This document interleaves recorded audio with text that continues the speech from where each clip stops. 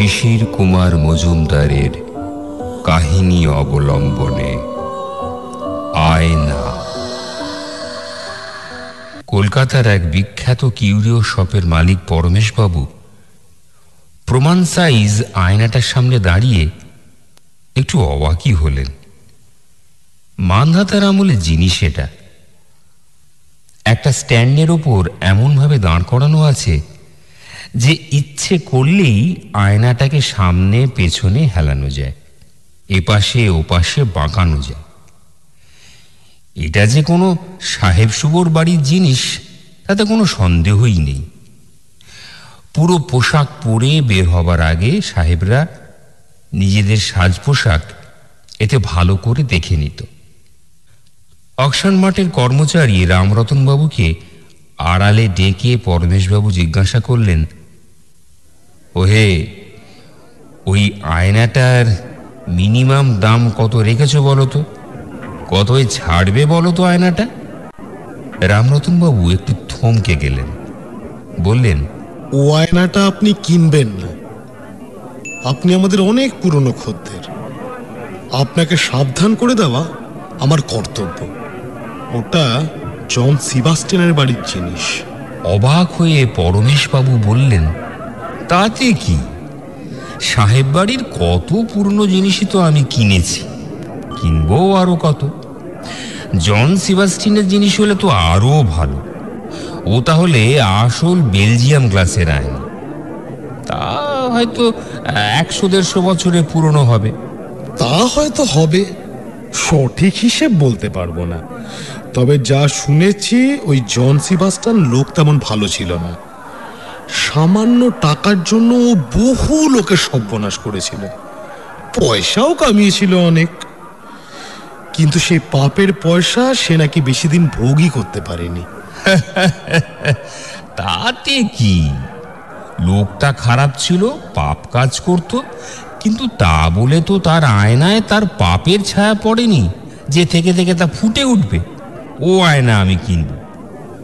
অমন একটা গল্পের নায়কের আয়না দাও বুঝে বেচতে পারলে অনেক লাভ রাখতে পারবো। নিলামে আয়নাটা নিয়ে তেমন হাঁকাহাঁকি হলো না। পরমেশবাবু ওটা নিয়ে নিলেন। চেক লিখে দিয়ে রামরতনবাবুকে বললেন, ওহে, আয়নাটা কিন্তু এখন আমারই। রামু ঠেলাওয়ালাকে দিয়ে কালই ওটা আমার বাড়িতে পাঠিয়ে দিই। কাজটা আপনি ভালো করলেন না। শুনেছি ওই আয়নাটা ভয়ের। কেন তা অবশ্য আমি জানি না। যে বাড়ি থেকে ওটা আনা হয়েছিল সে বাড়ির এক বুড়ি বলছিল ওটা নাকি 100-150 বছর ঘরের এক কোণে ছেঁড়া ময়লা কাপড় দিয়ে ঢাকা ছিল। কেউ ওতে মুখ দেখেনি, কারণ বাড়ির সবাই জানতো ওটার মধ্যে এক ভয়ঙ্কর জাদু আছে যা কোনো মানুষের ভালো করে না। তখন পরমেশবাবু বেজায় খুশি হয়ে বললেন, ওহে, এই গুজবের কথাটা তুমি ভালো করে ইংরেজিতে লিখে টাইপ করে দাও তো আমাকে। যা খরচ লাগে তা আমি দিয়ে দেব। জানো তো, আমি যা কিছু কিনি তা আবার বিক্রি করব বলেই কিনি। আমার কিউরিও শপে দেশ বিদেশের বহু খদ্দের আসে। মনে একটা আয়নার সঙ্গে জন সেবাস্টিয়ানের নাম আর এমন একটা গল্প জুড়ে দিতে পারলে ও আয়না আমি 5 গুণ লাভে বিক্রি করতে পারবো। হে, ভালো কথা। আচ্ছা, ওই জন সেবাস্টিয়ান লোকটাই বা কে ছিল? থাকতো কোথায় সে? সে তো কুখ্যাত জলদস্যু ছিল। গঙ্গায় তার দৌরাত্মে নাকি একসময় নৌকো চলাচল বন্ধ হবার উপক্রম হয়েছিল। এই অবশ্য আমার শোনা কথা। আয়নাটা পরমেশবাবু প্রথমে তার বাছাই ঘরে রাখলেন। রামরতনবাবু কথা রেখেছেন। আয়নার সঙ্গে আয়নার ইতিহাসও টাইপ করে পাঠিয়ে দিয়েছেন। এখন কল কবজাগুলো তেল দিয়ে নরম করতে হবে, কাঠের ফ্রেমে পালিশ ধরাতে হবে, তারপর কাঠ সাফ করে ওটাকে বিক্রির ঘরের মাঝখানে বসিয়ে দেবেন উনি। 5 গুণ নয়, হয়তো 20 গুণ দামও পেয়ে যেতে পারেন যদি তেমন কোনো খদ্দের এসে পড়ে। তাই হলধরকে ডেকে বললেন, ওরে, সাবান জল গুলে আগে কাজটা ভালো করে সাফ করে ফেল, তারপর আলী মিস্ত্রিকে খবর দে। আজ রাতের মধ্যেই ওটাকে ফের বার্নিশ করে দিয়ে যাক। কাল ছুটির দিন আছে, শোরুমের ভালো জায়গা রাখলে কালই বিক্রি হয়ে যাবে। সারাদিন নিলামে ধকল গেছে, তাই ক্লান্ত ছিলেন পরমেশবাবু। ওই একটা আয়নাই তো নয়, আর যেসব মূর্তি, পুরনো ঘড়ি কিনেছিলেন সেগুলো জায়গা মতো সাজাতে লাগলেন। জিনিসগুলো ঠিক জায়গা মতো রাখার উপরেও বিক্রি অনেকটা নির্ভর করে। মনে মনে তাই আয়নাটাকে যে কোথায় রাখবেন সে কথাই ভাবছিলেন উনি।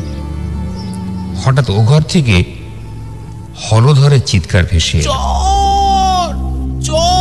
তারপর বিকট একটা চিৎকারের সঙ্গে কিছু একটা পড়ে যাওয়ার শব্দ। চোর চোর শব্দে অবাকই হয়েছিলেন পরমেশবাবু। চারদিক বন্ধ বাড়ির মধ্যে চোর ঢুকবে কি করে? কিন্তু যেভাবে শেষ হলো ব্যাপারটা, তাতে প্রায় ছুটেই উনি বাছাই ঘরে পৌঁছলেন। আর সেই ঘরে পৌঁছে পরমেশবাবু দেখলেন জলের বালতিটা উল্টোনো।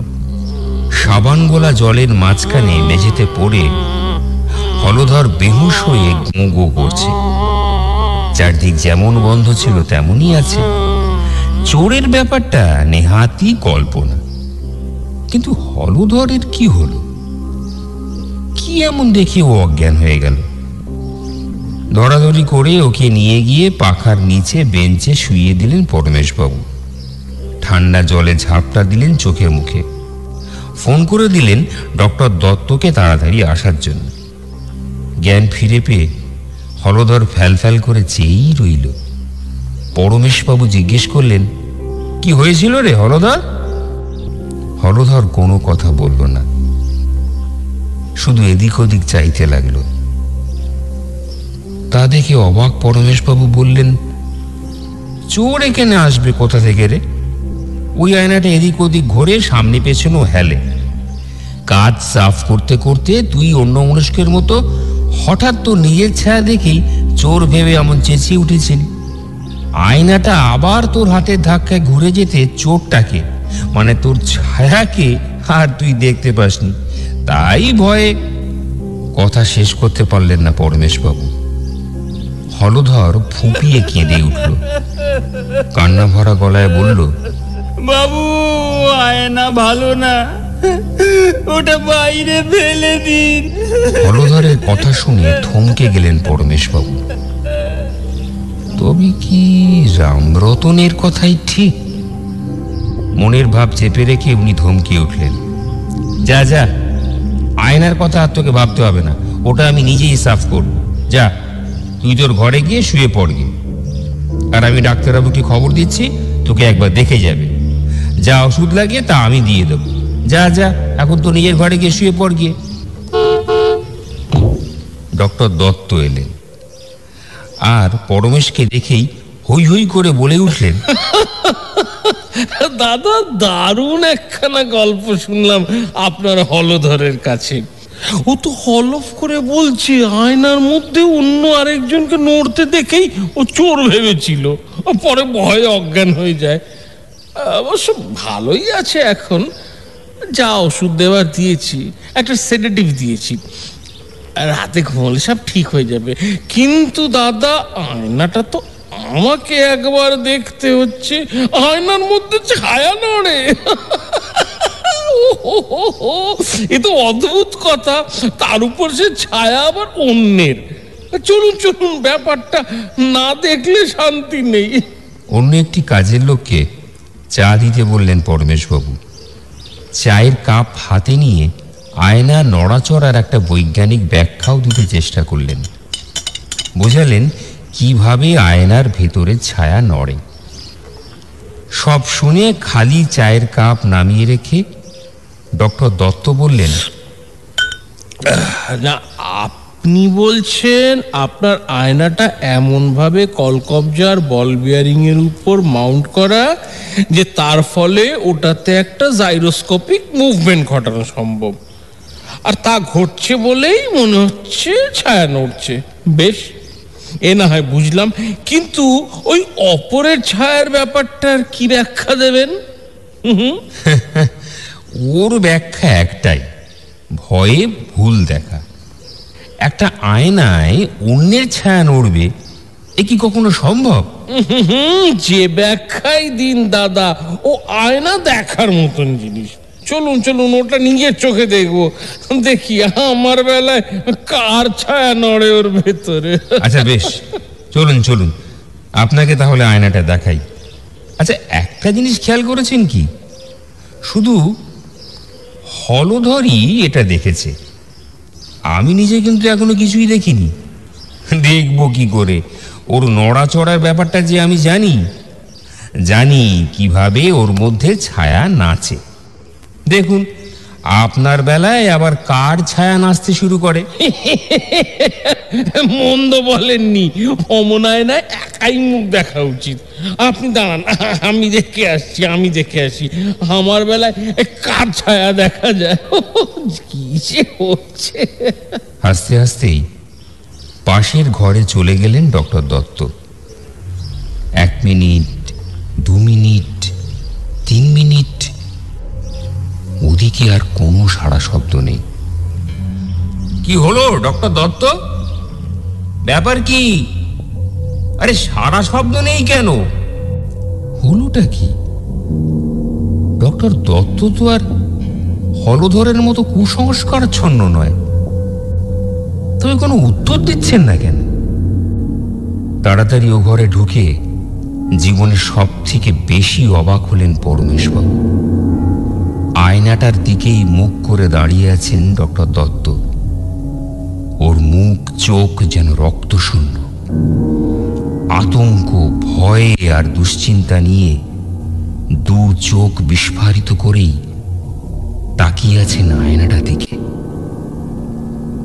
কি দেখছেন উনি ওই আয়নাটাতে?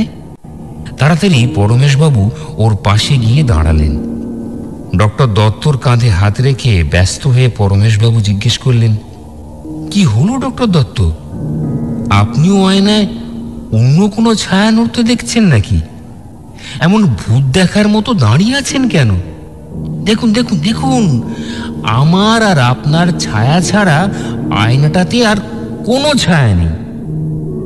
দু হাতে মুখ ঢেকে ফেললেন ডক্টর দত্ত। বললেন, আমাকে আবার গাড়িতে তুলে দিন পরমেশবাবু, বাড়ি যাব, অসুস্থ বোধ করছি। এবার কিন্তু পরমেশবাবু সত্যিই ব্যস্ত হয়ে পড়লেন। কি হলো বলুন তো আপনার ডক্টর দত্ত? শেষে আপনিও কি হলধরের সঙ্গে ভিড়লেন? পরমেশবাবুর কথার উত্তরে ডক্টর দত্ত কাঁপা কাঁপা গলায় বললেন, বাড়ি যাব আমি। ড্রাইভারকে বলে দিন যেন সোজা আমাকে বাড়ি নিয়ে যায়।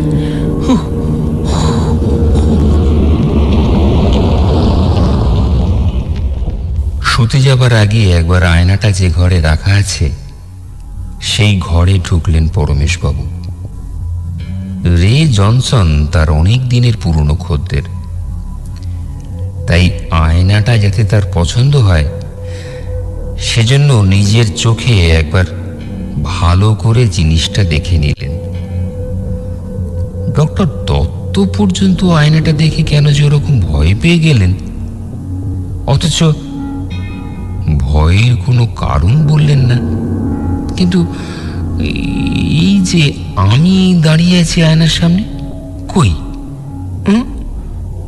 নিজেকে ছাড়া তো অন্য কাউকে দেখতে পাচ্ছি না। এই সব কথা ভাবতে ভাবতে আয়নার দিকে পিছন ফিরে ঘুরতেই অদ্ভুত একটা গোঙানির আওয়াজ শুনতে পায় সে। কয়েক মুহূর্ত সেখান থেকে নড়তে পারে না কিছুতেই, কিন্তু আয়নার দিকে মুখ ফেরাতেই সেই বীভৎস আওয়াজটা শোনা যায় না। একটু ঘাবড়ে গেলেও নিজেকে সামলে নেয় পরমেশ।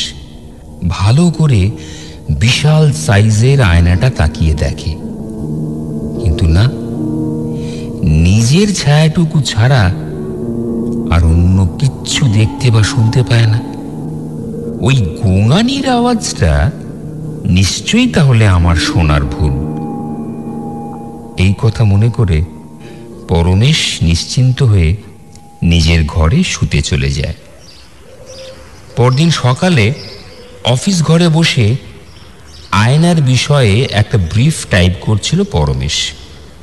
হঠাৎ হলধর এসে খবর দিল এক বৃদ্ধা মেম সাহেব এসেছে দেখা করতে। পরমেশ মনে মনে বেশ খুশি হল। তাই হলধরকে বলে, হ্যাঁ, এক কাজ কর, যে এসেছে তাকে ভেতরে পাঠিয়ে দে। আবার পরমেশ টাইপে মন দেয়। কখন যে এক বৃদ্ধা মেন ঘরে ঢুকে পড়েছে খেয়ালই করেনি। আসলে পরমেশের কাজের টেবিলের পিছন দিকে গেস্টদের জন্য সোফায় বসার ব্যবস্থা। হঠাৎ সেখান থেকে একটা খ্যাসখ্যাসে গলায় কে যেন বলে উঠল, আমার নাম ডরোথি, ডরোথি সেবাস্টিয়ান। জন সেবাস্টিয়ানের যে আয়নাটা তুমি কিনেছো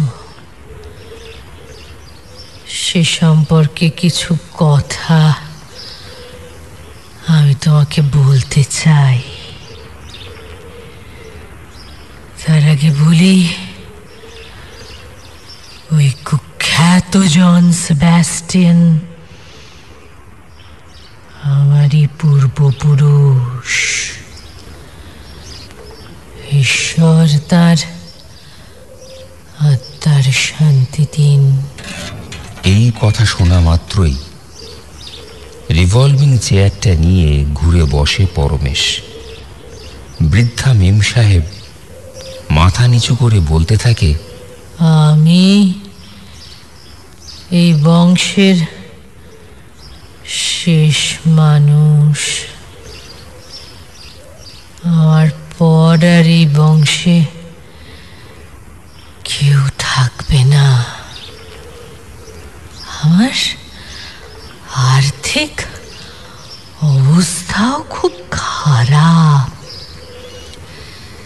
তাই যে কটা দিন বাঁচবো ওই পুরনো জিনিস বিক্রি করেই বাঁচবো।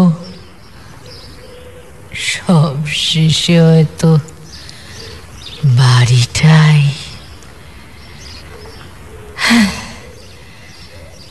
সে কথা থাক। ওই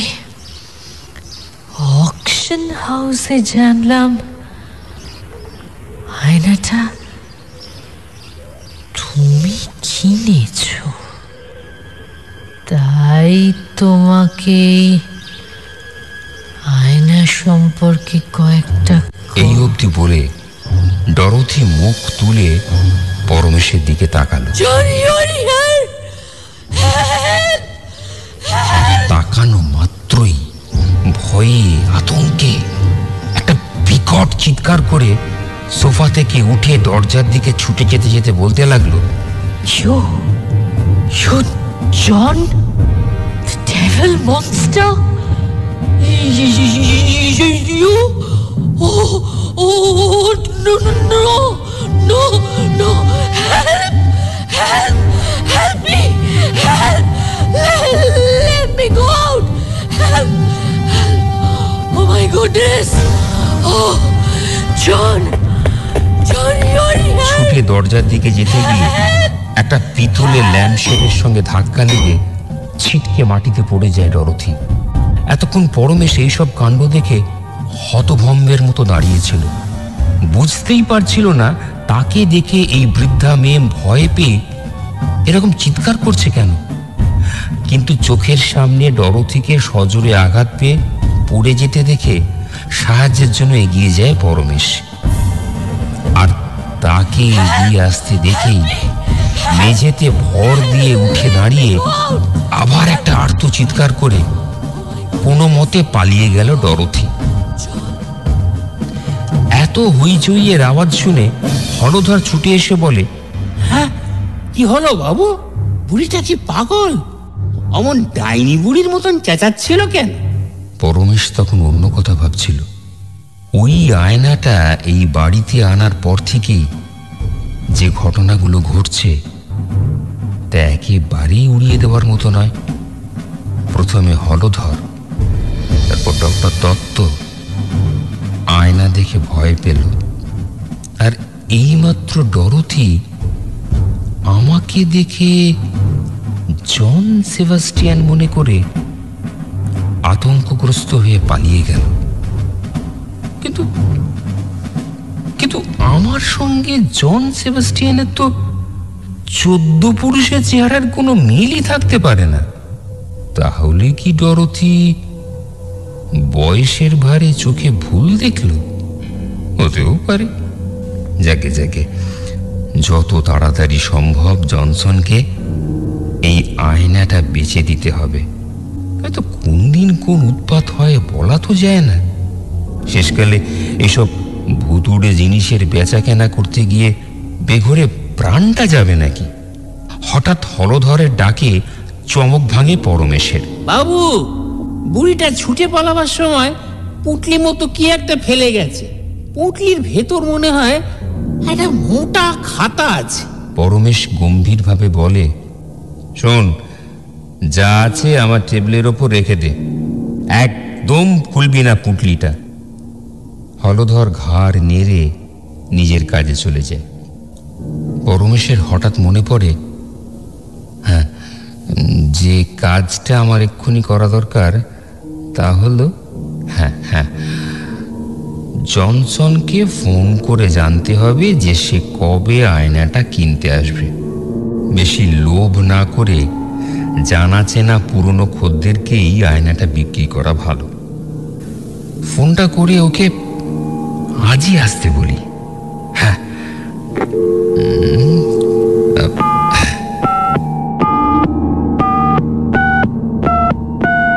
হ্যালো জনসন। হ্যালো, পরমেশ বলছি। তুমি কি?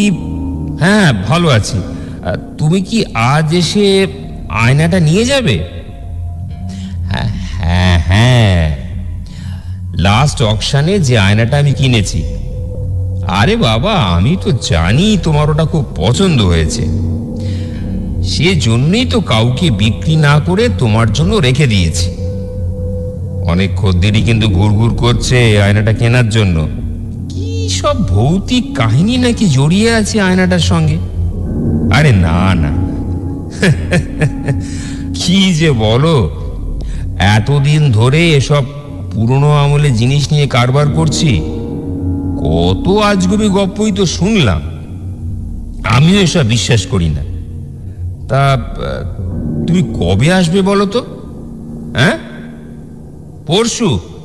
ঠিক আছে, হ্যাঁ, আমি সব রেডি করে রাখবো। তোমার বউ যা খুশি হবে না এমন একটা দারুণ আয়না দেখে।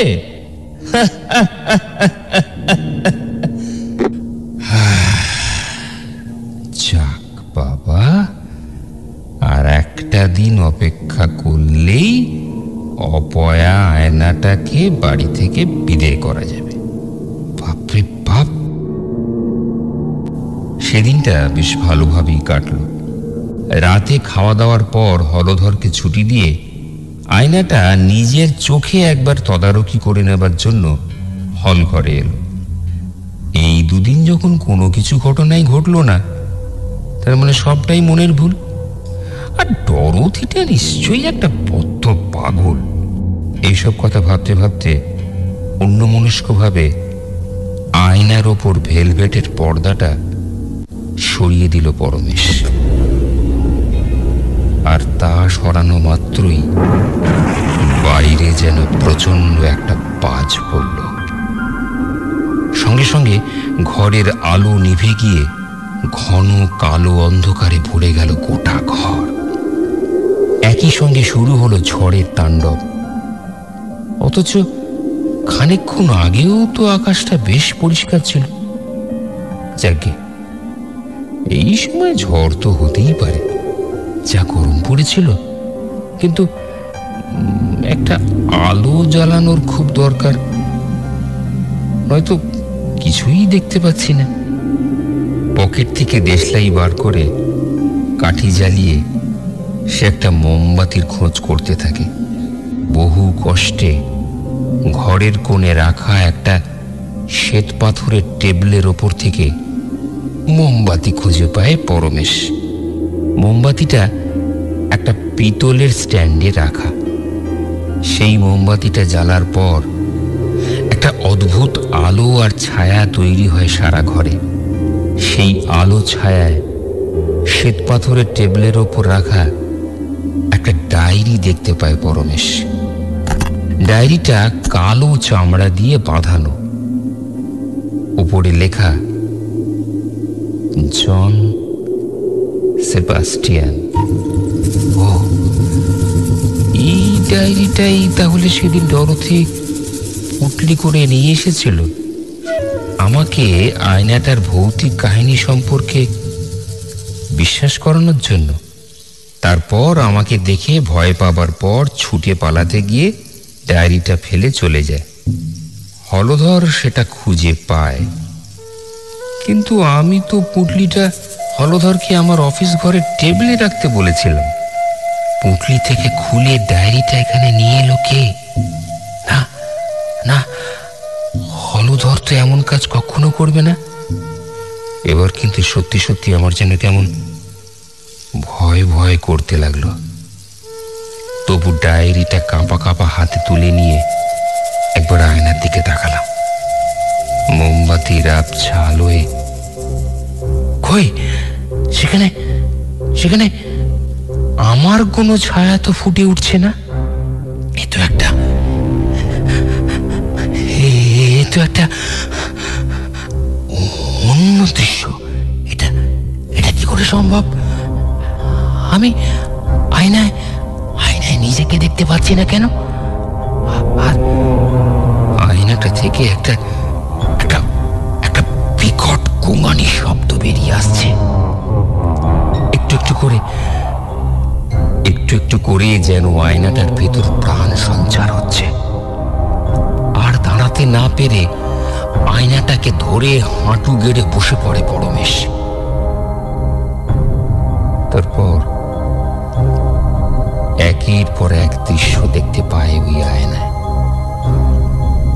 ডায়েরির লেখা পাতাগুলো এক এক করে যেন ঢুকে পড়ে আয়নার ভেতর, আর সেই পাতা জুড়ে ফুটে ওঠে তার ভীষণ চেনা একটা ঘটনা। ওই তো বাড়ি আর অনেক টাকা পয়সা লুট করার পর নদীর ধারের কুঠি বাড়িটা দখল নেবার জন্য সেটা পুরোটা ঘিরে ফেলল জন সেবাস্টিয়ান আর তার সাগরের। জন ছিল একজন কুখ্যাত জলদস্যু। কুঠি বাড়ির মালিকের অনুচরেরা চেষ্টা করল জন ও তার দলবলদের বাধা দেওয়া, কিন্তু পারল না। সবাইকে মেরে কুঠি বাড়ির ভেতরে বীর দর্পে ঢুকল জন। তাকে দেখে কুঠি বাড়ির মালিক ফ্রান্সিসের স্ত্রী ছুটে গিয়ে লুকোলো একটা বিরাট আয়নার পিছনে। এই তো, এটাই তো সেই আয়না। আর ফ্রান্সিস তার হাতের তলোয়ার ফেলে দিয়ে বলেছিল, জন জন আমাকে তুমি মেরো না, দোহাই তোমার। জন আমাকে তুমি মেরো না। এ কথায় কিন্তু জন কান দেয়নি। হাতের তলোয়ারটা বসিয়ে দিল ফ্রান্সিসের বুকে। আর্তনাদ করে উঠেছিল ফ্রান্সিস। জন জন তুমি কি করলে জন? বুকের ওপর পা রেখে তলোয়ারটা টেনে বার করতে গেছিল জন। তখন এক ঝলক নজরে পড়েছিল হতভাগ্যের ওপর। থমকে গেছিল। মাটিতে পড়ে ছটফট করছে ওরই ছোট বোনের স্বামী, যে ইচ্ছে করেই জলদস্যু জনের সঙ্গে কোনো সম্পর্ক রাখত না। তা বলে জন তো তাকে খুন করতে চায়নি। কি করতে কি হয়ে গেল? ছোট বোনের স্বামী ফ্রান্সিস শেষবারের মতো হাঁপাতে হাঁপাতে বলল, জন, আমার সর্বনাশ করে তুমি যদি বড়লোক হতে পারো তো তাই হও, কিন্তু নিজের কথা কি কখনো ভেবেছো?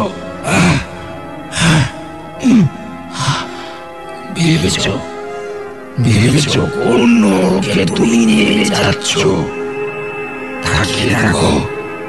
দেখো ওই আয়নাটার দিকে, দেখো, নিজেকে দেখতে পাবে, ঠিকভাবে দেখতে পাবে।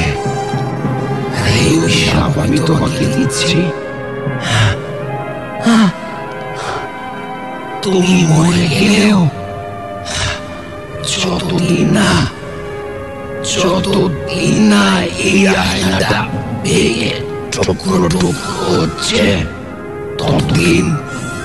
ততদিন তোমার আত্মা কিছুতেই মুক্তি পাবে না। এই কথাটুকু শেষ করেই ফ্রান্সিসের মাথা ঢলে পড়ল মাটিতে। জন সোজা হয়ে দাঁড়াতেই তার ছায়া পড়েছিল ওই আয়নায়। আতঙ্কে শিউরে উঠেছিল জন। তার সঙ্গে ভেসে এসেছিল ফ্রান্সিসের গলার আওয়াজ, যতদিন না এই আয়নাটা ভেঙে টুকরো টুকরো হচ্ছে, ততদিন তোমার আত্মা কিছুতেই মুক্তি পাবে না। পরমেশ অনেকক্ষণ পর হঠাৎ আয়নায় নিজেকে দেখে চমকে ওঠে।